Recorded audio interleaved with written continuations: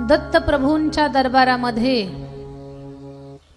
भगवान श्री शंकराची शिवमहापुराण कथा।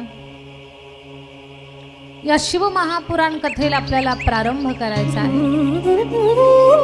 सर्वप्रथम माझ्या ताईंनो एक फार मोलाची गोष्ट सांगेन मी तुम्हाला। कुठलाही सत्संग, कुठली भगवत चर्चा, कथा असेल, कीर्तन असेल, हे ऐकण्यासाठी पुण्यच असावं लागतं।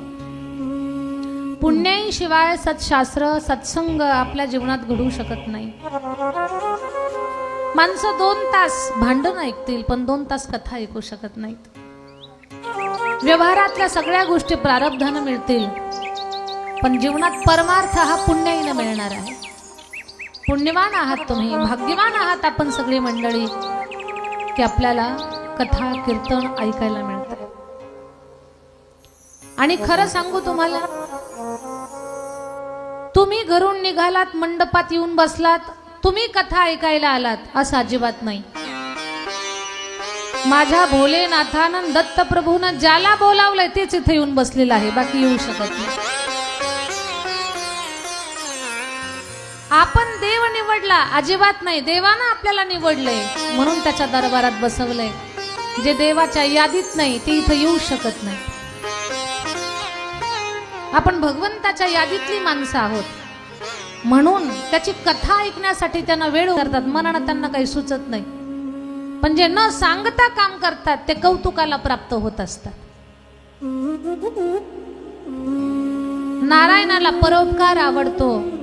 परोपकाराचं मोठं उदाहरण मी तुम्हाला सांगितलं। तसं माझ्या भगवान शंकराला प्रसन्न करून घ्यायचं असेल, सूर्याला नमस्कार करा प्रसन्न, गणपतीला मोदक द्या प्रसन्न, आईची खाना नारळानं ओटी भरा ती प्रसन्न, परोपकार करा नारायण प्रसन्न। तसे माझे शंकर कशानं प्रसन्न होतात तर माझे शंकर एक पसा पाणी, एक बिल्वदळ, एक तांब्याभर पाणी आपण महादेवाला घातलं की महादेव प्रसन्न। भगवान भोलेनाथाची कृपा जर प्राप्त करायची असेल तर लोटाभर जल शंकराला अर्पण करायला विसरायचं नाही। नमः शिवाय, ओम नमः शिवाय, हर हर भोले, नमः शिवाय, नमः शिवाय, ओम नमः शिवाय, हर हर भोले, नमः शिवाय,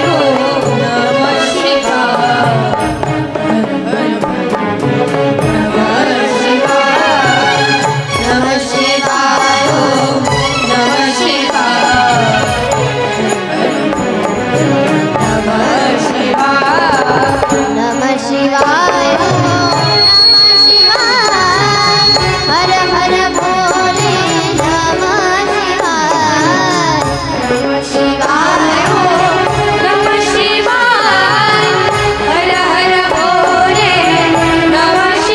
मनानं त्यांना काही सुचत नाही। पण जे न सांगता काम करतात ते कौतुकाला प्राप्त होत असतात। नारायणाला परोपकार आवडतो। परोपकाराचं मोठं उदाहरण मी तुम्हाला सांगितलं। तसं माझ्या भगवान शंकराला प्रसन्न करून घ्यायचं असेल, सूर्याला नमस्कार करा प्रसन्न, गणपतीला मोदक द्या प्रसन्न, आईची खाना नारळानं ओटी भरा ती प्रसन्न, परोपकार करा नारायण प्रसन्न। तसे माझे शंकर कशानं प्रसन्न होतात तर माझे शंकर एक पसा पाणी, एक बिल्वदळ, एक तांब्याभर पाणी आपण महादेवाला घातलं की महादेव प्रसन्न। भगवान भोलेनाथाची कृपा जर प्राप्त करायची असेल तर लोटाभर जल शंकराला अर्पण करायला विसरायचं नाही। नमः शिवाय, ओम नमः शिवाय, हर हर भोले, नमः शिवाय, नमः शिवाय, ओम नमः शिवाय, हर हर भोले, नमः शिवाय, नमः शिवाय, ओम नमः शिवाय, हर हर भोले, नमः शिवाय, नमः शिवाय, ओम नमः शिवाय,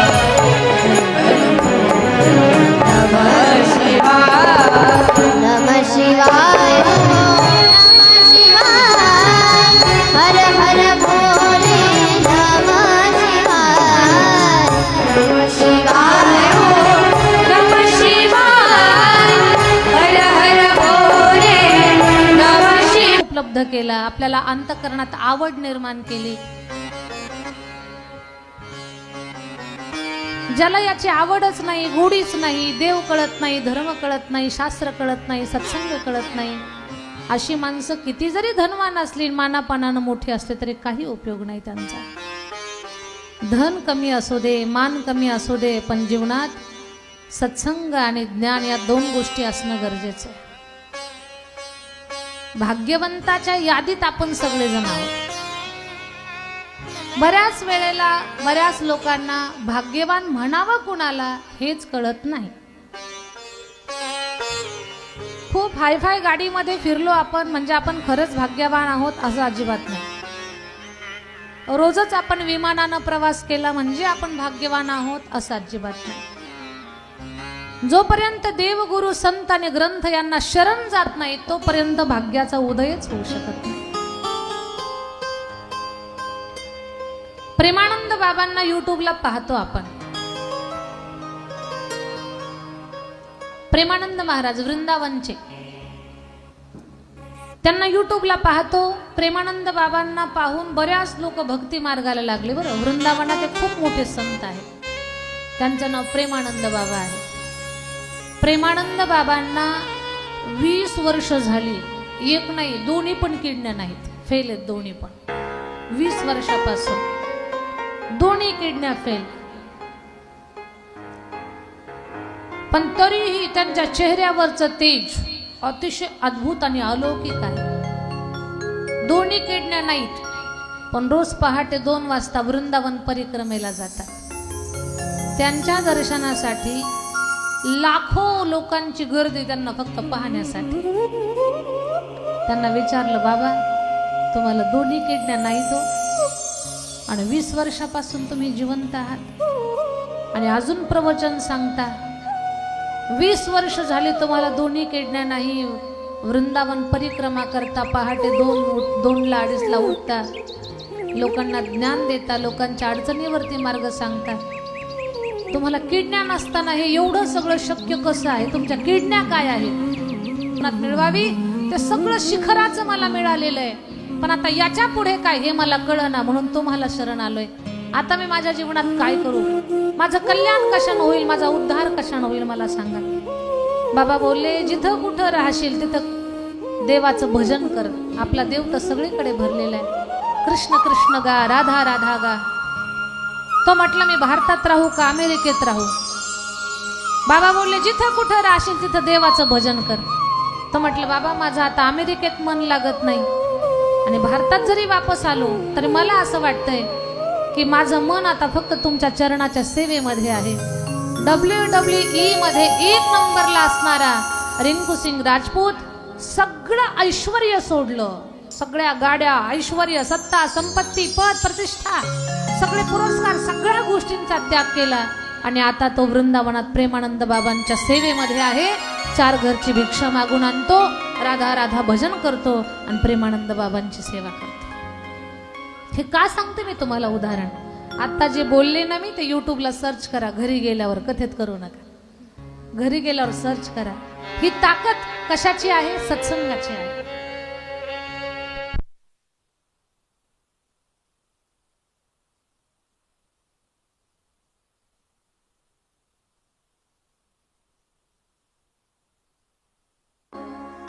भाग्यवान कोण आहे हे मी तुम्हाला सांगत होते. आपल्याकडे भरपूर धन आहे, पण रिंकू सिंग राजपूत एवढं नाही अजून आपल्याकडे. आपल्याकडे मान आहे, पण रिंकू सिंग राजपूत एवढा नाही. पद आहे, पण त्याच्या एवढं नाही. त्याच्याकडे सगळं होतं, पण त्याच्या लक्षात आलं जोपर्यंत आपण गुरुला शरण जात नाहीत आणि सत्संग आपल्या जीवनामध्ये येत नाही तोपर्यंत भाग्यवंताच्या यादीमध्ये आपण येऊ शकत नाही. खरे भाग्यवान आहोत आपण की आपण कथा ऐकायला बसलेलो आहोत. संतांनी सुद्धा व्याख्या केली आहे. भाग्यवंता घरी भजन कीर्तन, भाग्यवंता घरी भजन कीर्तन, भाग्यवंता घरी भजन कीर्तन, भाग्यवंता घरी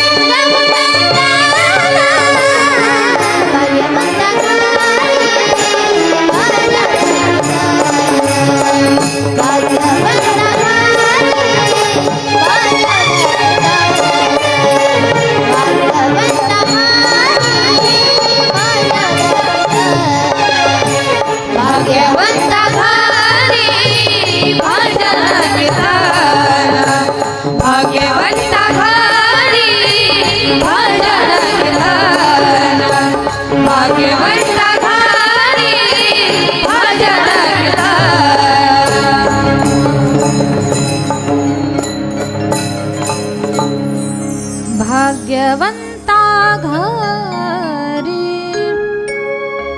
भजन कीर्तन. आपण भाग्यवान लोक आहोत की आपल्याला शिवमहापुराण ऐकायला मिळतंय. शिवमहापुराण मध्ये आपण काय काय ऐकणार आहोत बरं? मागच्या वर्षी मी सांगितलं विश्वातलं पहिलं शिवलिंग कुठे प्रगट झालं हे ऐकायला मिळणार आहे. भगवान शंकराला एक लोटाभर पाणी आपण जर घातलं तर त्याचं फळ आपल्याला काय मिळतं? महादेवाला पाणी का बरं प्रिय आहे हेही आपण ऐकणार आहोत. भगवान श्री भोलेनाथाला एक बेलपत्र वाहिलं तर त्याचा आपल्या जीवनावर काय परिणाम होतो? एका बेलाच्या पानाला आपण जर शंकराला अर्पण केलं तर ते आपल्याला काय फळ देतं ते आपल्याला ऐकायला मिळालं या 7 दिवसाच्या शिवमहापुराण ग्रंथामध्ये. भगवान भोलेनाथाची जी 12 ज्योतिर्लिंग आहेत ती कशी प्रगट झाली? भगवान शंकर किती दयाळू आहेत, किती कृपाळू आहेत. महादेवाला भांग, धोत्रा, शमीपत्र, दुर्वा घास, रूट हे वाहतात. पण हे जर आपण महादेवाला वाहिलं तर रूट वाहण्याचा फायदा काय? भांग धोत्रा वाहिल्यानंतर काय मिळतं आपल्याला? दुर्वा घास तर गणपतीला वाहतात, महादेवाला का बरं वाहतात? या सगळ्या गोष्टींचं आपण चिंतन करणार आहोत. भगवान भोलेनाथाला पंचामृतानं जर आपण अभिषेक केला तर भोलेनाथ आपल्यावरती काय कृपा करतात? काही माता माऊल्यांचे प्रश्न असतात. ताई, लेकरं फार चिडचिड करतात, तो ऐकतच नाही, फार हट्ट करतात. हट्टी लेकराचा हट्ट कमी करण्यासाठी खूप लोकांना सांगून शिकवून खूप लोकांनी सांगितलं शिकवलं पण पोराचा काही हट्ट थांबना. सगळे पर्याय संपले. काळजी करू नका, शिवमहापुराण तुम्हाला एक पर्याय देईल की तो उपाय जर तुम्ही केला तर तुमच्या लेकराचा हट्टीपणा कमी होईल. ताई, घरात काहीतरी दोष आहे हो, सगळं आहे पण समाधानच नाही. काळजी करू नका, शिवमहापुराण तुमच्या घरातल्या काय नेमक्या समस्या आहेत आणि त्या समस्याचं समाधान काय, काय मार्ग निघेल, तुमच्या घरातल्या अडचणी कशा संपतील ते तुम्हाला शिवमहापुराण सांगेल. त्याच्यासाठी श्रद्धेनं कथा श्रवण करा. ताई, सगळी माणसं पंडितासारखी ज्ञान सांगतात पण घरातच वाद करतात. महादेवाच्या घरात काही कमी विरोधाभास आहे? महादेवाचं वाहन नंदी आहे तर माता पार्वती वाघावर बसलेली. महादेवाच्या गळ्यात साप आणि मोठा पोर कार्तिक स्वामी मोरावर बसलेला, गणपती बाप्पा उंदरावरती. महादेवाच्या गळ्यातला साप उंदरावर टपलेला असतो. महादेवाच्या गळ्यातल्या सापावर कार्तिक स्वामींचा मोर टपलेला आहे तर महादेवाच्या नंदीवर माता पार्वतीचा वाघ टपून बसलेला आहे.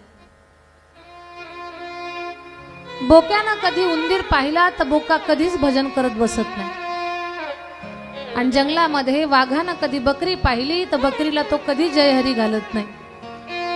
ताई, कशा आहात? बऱ्या आहात का? चला, नळेगावला कथा चालू आहे, आपण कथा ऐकून कथा संपली की सगळेजण प्रसाद घेऊ असं वाघ बकरीला कधी म्हणू शकत नाही. एवढा विरोधाभास महादेवाच्या घरात, तरी पण त्यांच्या घरात कधी वाद झालाय ही गोष्ट आपल्या कानावर आलेली नाही का? बरं, यायला पाहिजे. कितीही आपण दरवाजे बंद करून जर घरात भांडणं केली तर दरवाजे बंद असल्यामुळे आवाज आला नाही असं आपण म्हणू शकतो, पण महादेवाच्या घराला दरवाजाच नाही म्हणून घरातलं भांडण रस्त्यावर यायला वेळ लागत नाही. तरी आजपर्यंत महादेवाच्या घरातलं भांडण आपल्याला ऐकूच आलं नाही. एवढा घरामध्ये विरोधाभास आहे तरीही महादेवाच्या घरातली कुरभूर आपल्या कानावर का आली नाही? त्याचं एकच कारण आहे, त्या घराचे रिंग मास्टर गणपती बाप्पा आहेत. मग आपलं तर कुटुंब छोटं आहे, सगळी माणसं समजदार आहेत, काही विरोधाभास नाही, तरी पण घराला सुख शांती का नाही याचं उत्तर आपल्याला शिवमहापुराण देईल. शिवमहापुराण या ग्रंथातून गृहस्थी माणसाच्या जीवनातल्या अडचणी मार्गी लागतील. मागच्या वर्षी कथा झाली. असंही पंडित प्रदीप मिश्राजी महाराजांच्यामुळे खूप मोठं परिवर्तन लोकांमध्ये झालेलं आहे. महादेवाचे ओसाड पडलेली मंदिरं, लोकांची प्रचंड गर्दी वाढलेली. प्रदोषचं व्रत काय, शिवरात्रीचं व्रत काय, सोमवारच्या अष्टमीचा उपाय काय, अशी नानाविध व्रत आणि उपवास पारणं आता मातावर्ग करू लागलेले आहेत. रोज घरातून आमची माता भगिनी घरात बाहेर पडते. महादेवाला तांब्याभर पाणी घातल्याशिवाय तिला चैन पडत नाही. आता वर्षभरात तर माझ्या माता माऊल्यांना अशी सवय लागली असेल, जर पूजा चुकली तर त्यांना असं दिवसभरात वाटत असेल काहीतरी आज आपलं चुकलंय म्हणून. आणि वर्षभर तुम्ही महादेवाची पूजा करून तुमच्या जीवनात काहीतरी चांगले अनुभव सुद्धा आले असतील. हे अनुभव तुमच्या जवळ आहेत, पण तुम्ही वर्षभर पूजा केली असेल तर तुम्हाला काही अनुभव सुद्धा प्राप्त झाले असतील. माझ्या महादेवासारखा दाता नाही, महादेवासारखा देव नाही. आणि महादेव जर एकदा द्यायला लागले की ते मागे पुढे पाहत नाही. भक्ताला काय द्यावं आणि किती द्यावं हे ज्या देवाला देता देता किती देतो याचं भान ज्याला राहत नाही, असा फक्त महादेव आहे. सगळ्या देवांचा देव महादेव. आपण फक्त त्याची सेवा करावी आणि त्याच्या सेवेला काहीही लागत नाही. फार सोपी सेवा आहे त्याची, फार सोपी. किती सोपी आहे. एक पसा पाणी एक दिलदारा पूजन केवळ सोपे प्रभू,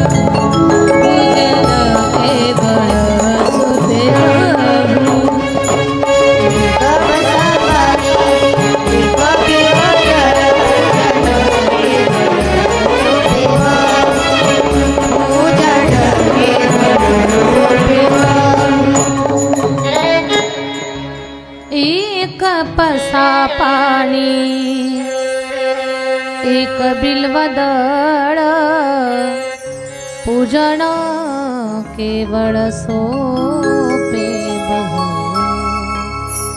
एक पसा पाणी एक बिल्वदळ पूजन केवळ सोपे बहु. एक लोटाभर पाण्यानं आणि एका बेलाच्या पानानं प्रसन्न होणारा हा देव आहे. फार साधी सोपी पूजा आहे याची. माझ्या ताईंनो, आज एवढी मोलाची गोष्ट सांगणार आहे ना मी तुम्हाला, फक्त तुम्ही लक्ष देऊन ऐका. कथेचा पहिला दिवस आहे म्हणून अर्ध इकडं पाहू, थोडं तिकडं पाहू, नंतर इकडं पाहू असं अजिबात करायचं नाही. एवढी लक्ष देऊन कथा ऐका. आजच्या कथेतून तुम्हाला खूप काही मोलाचं ऐकायला मिळणार आहे. देव पंचायतन आहे पहा, देव पंचायतन. देव पंचायतन मध्ये भगवान गणपती, आई जगदंबा, भगवान शंकर, भगवान विष्णू आणि सूर्यनारायण ही 5 देव येतात. परमश्रद्धेय परमादरणीय श्री गुरु राजेंद्र दासजी महाराजांच्या मुखातून ऐकलेलं आहे मी. लक्ष देऊन ऐका बरं. वृंदावनातले ते महात्मे आहेत. त्यांनी एक एवढी मोलाची गोष्ट सांगितली ना. त्यांनी सांगितलं की या 5 देवांना प्रसन्न करून घेण्यासाठी 5च गोष्टी आहेत आणि त्या फार सोप्या आहेत. गणपती बाप्पांनी आपल्यावर प्रसन्न व्हावं असं जर वाटत असेल तर गणपती बाप्पाला प्रसन्न करून घेणं फार सोपं आहे. काय, गणपती बाप्पा प्रसन्न व्हावेत असं कुणाकुणाला वाटतंय? 1 2 3 4 आता सगळेच हात वर. सोपं सूत्र आहे. गणपती बाप्पांना मोदक दिले की ते खुश झाले. गणपती बाप्पाला मोदक आवडतात. ज्या देवाला जे आवडतं ते दिलं की ते खुश होतात. गणेशजी प्रसन्न व्हावे असं जर वाटत असेल तर त्यांना मोदक द्या नैवेद्यात, ते प्रसन्न होतात आणि भक्ताच्या मनोकामना पूर्ण करतात. आई जगदंबेनं आपल्यावर प्रसन्न व्हावं असं जर वाटत असेल तर तिची शृंगाराच्या साहित्यानं ओटी भरा. साडी, चोळी, हळदी, कुंकू, चुडा, मेहंदी, गजरा, खणा नारळानं तिची ओटी भरा. आई जगदंबा प्रसन्न होते आपल्यावरती. सूर्य नारायण आपल्यावर प्रसन्न व्हावेत असं वाटत असेल तर सूर्याला फक्त नमस्कार करा. जुनी लोक पहा, स्नान केले की सूर्याला नमस्कार करायचे. आता काळाच्या ओघात त्या गोष्टीकडे आपलं दुर्लक्ष झालं. सूर्यनारायणाला हात जोडले की दृष्टाची सावली सुद्धा आपल्यावरती पडत नाही. पण त्याच्यासाठी सूर्य भगवान आपल्यावर प्रसन्न व्हावेत आणि सूर्यानं प्रसन्न व्हावं याच्यासाठी सूर्याला फक्त नमस्कार करा. नमस्कारानं सूर्य भगवान प्रसन्न होतात. आणि आपले जे भगवान नारायण आहेत ना, विठ्ठल भगवान, भगवान कृष्ण भगवान, भगवान विष्णू भगवान, जो नारायण आहे ना, नारायण आपल्यावरती एका गोष्टीनं प्रसन्न होतात. कोणत्या? आपण जर आपल्या जीवनामध्ये पर उपकार केला तर पर उपकारानं नारायण प्रसन्न होतात. तुम्ही म्हणाल परोपकार नेमका कसा करायचा? तर याच्यासाठी एक उदाहरण सांगतो. परोपकार नारायणाला किती आवडतो. काही साधू संत मंडळी यज्ञ करत होती नळेगाव.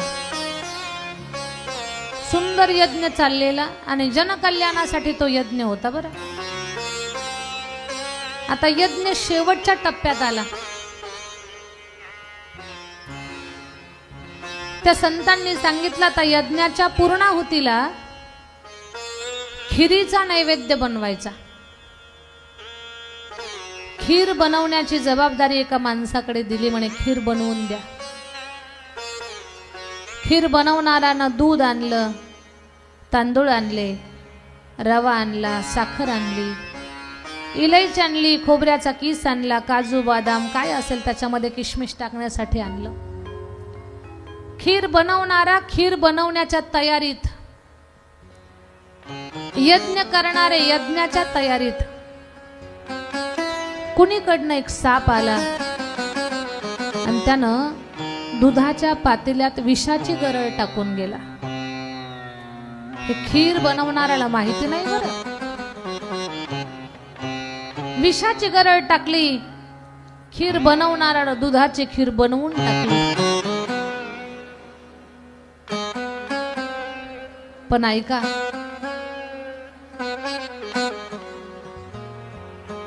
त्याच्यामध्ये विष पडलेलं, ती विषारी खीर झालेली, कुणाला माहिती नाही.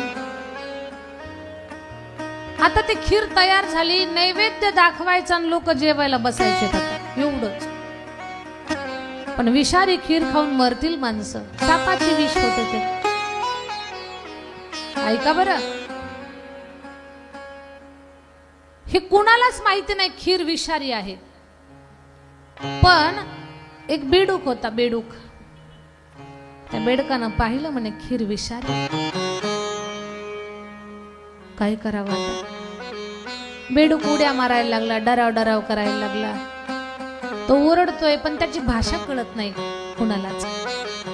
बेडकाला वाटतं ही खीर कुणी खाऊ नये, त्याचा जीव कासावीस व्हायला लागला. तो त्याच्या भाषेत सांगतोय खीर खाऊ नका, खीर खाऊ नका, पण कळतंय त्याची भाषा कुणाला कळेना. आता सगळी तयारी झाली, फक्त नैवेद्यासाठी खीर काढून द्यायची आणि बाकीच्यांनी जेवायला बसायचं. बेडकानं विचार केला, माझी भाषा यांना कळणार नाही, हे काय आता लोक थांबनात, मरतील बिचारे, यांचा जीव वाचवू कसा. बेडकानं विचार केला, असा जगून जगून महिना 2 महिने जगल मी, याच्यापेक्षा जास्त नाही. आणि जगलो तरी काय बेडूक म्हणूनच जगल, आणि जगलो तर कुठं राज्य करेल मी, या डबक्यातून त्या डबक्यात, या गटारातून त्या गटारात, एवढंच माझं राज्य आहे. बेडूक म्हणूनच जगल, पण याच्यापेक्षा मी जर या खिरीच्या पातेल्यात उडी मारली, मरल मी, पण या हजारो लोकांचा जीव वाचल.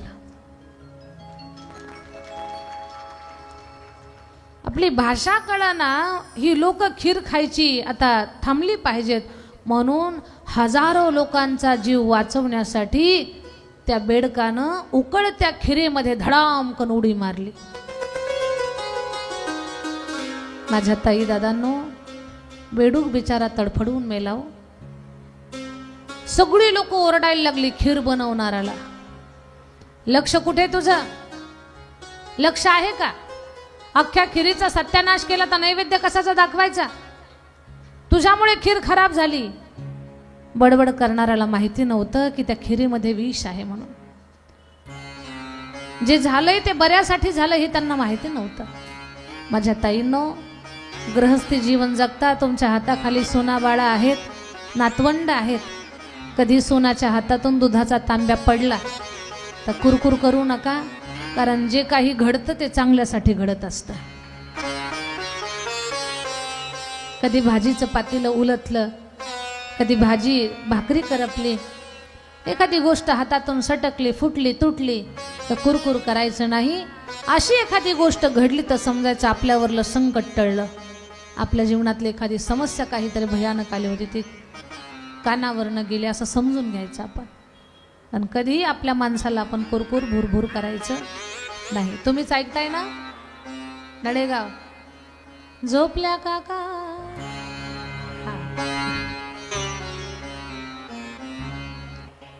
समजून घ्यायचं जे घडतं ते चांगल्यासाठी घडतं. छोट्या छोट्या कारणासाठी घरात कधी कुरकुर करायची नाही. सगळे बडबड करत होते, खीर खराब केली, याला काही कळतच नाही. त्यांना माहिती नव्हतं त्याच्यामध्ये विष आहे म्हणून. आता ऐका ना, खीर खराब झाली खरी, बेडूकही मेला, पण बेडकाचं झालं पुण्य. कोणतं?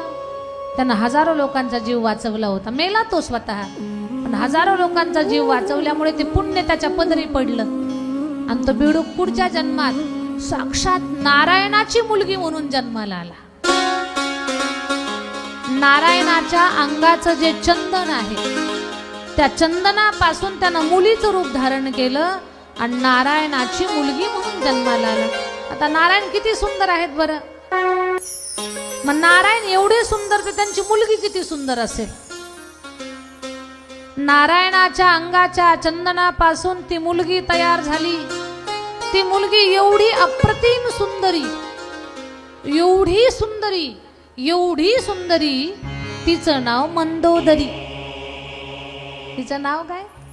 मंदोदरी. आणि ती मंदोदरी जी रावणाची पत्नी होती ती नारायणाची मुलगी होती, पण नारायणानं ती मय नावाच्या राक्षसाला सांभाळायला दिलेली होती म्हणून तिला मय दानवाची मुलगी म्हणत होते. पण ती खरी मूळची नारायणाची कन्या आहे आणि नारायणाच्या अंगाच्या चंदनापासून बनली होती म्हणून तिचं कौतुक तर ऐका. मंदोदरी माता महान पतिव्रता तर होतीच, पण तिचं वैशिष्ट्य, मंदोदरी आपण जर अंगावर सोनं घातलं ना तर आपल्या सोन्यात मळ चढतो, पण मंदोदरी आईनं जर अंगात सोनं घातलं तर सोन्यातला मळ निघून जात होता. हे तिचं वैशिष्ट्य होतं. का? ते नारायणाच्या चंदनापासून बनलेली होती.